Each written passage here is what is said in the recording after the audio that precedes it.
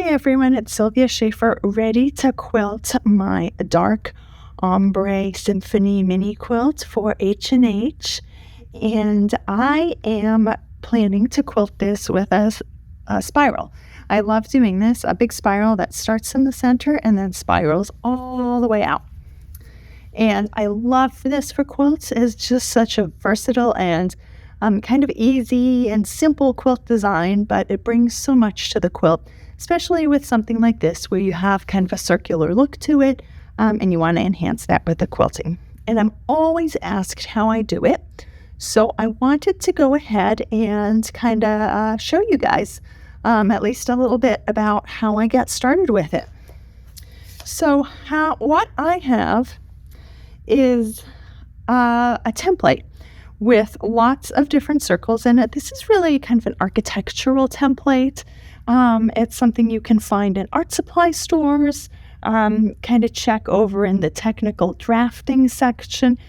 They usually have lots of templates with lots of shapes, and I have this great circle template that has circles all the way down from 1/16 of an inch all the way up to 3 inches in diameter.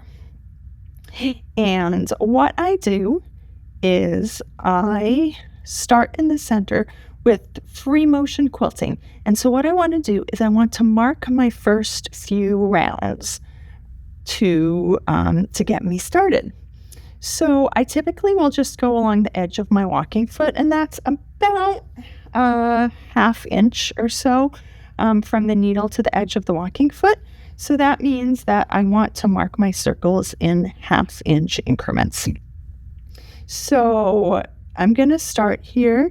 All of these circles have measurements on them. And so I'm going to start by finding the 1 inch circle. It's got these handy little tick marks that you can just usually line up with the seams on the center of your quilt. And then I'm going to trace that circle with just wash away fabric pen, water erase fabric pen. So I'm going to draw a circle. Okay, and then I want to have another line a ½ inch away. So that's going to mean that that's actually the 2 inch diameter circle.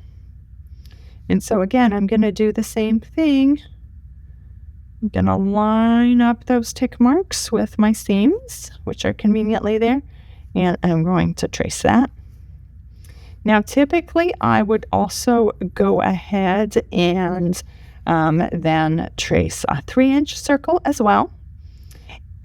Here, in this case, my center actually is a 3 inch circle, so I'm not going to bother with that. But normally, I would also go ahead and then trace this 3 inch circle as well, and that would give me a good start.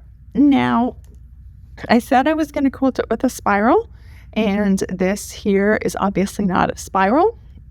So what I'm going to do is I'm just going to take my marking pen, and then I am going to kind of change these circles into spirals, right? So I'm going to start at the center, and I'm just kind of going to use my pen to draw that first little bit coming out here, let's say, and then over here, rather than going around when I get to that part, I'm going to spiral on out. So I'm just eyeballing this. There's nothing particularly scientific about this part. So I'm just kind of eyeballing that line.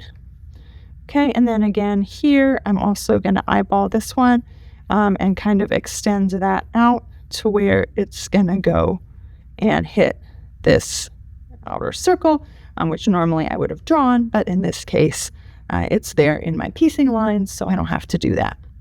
Okay, so that's how I mark it. And then what I'll do once I start quilting is I'm just going to put in my free motion foot. I'm going to quilt this with free motion, because doing this with a walking foot, it would just be such a pain. You'd have to turn it with every stitch, basically. So I just prefer to do the center with free motion. And then when I get out about here, I'll switch over to the walking foot and then just go around and around and around until my quilt's done. So easy peasy.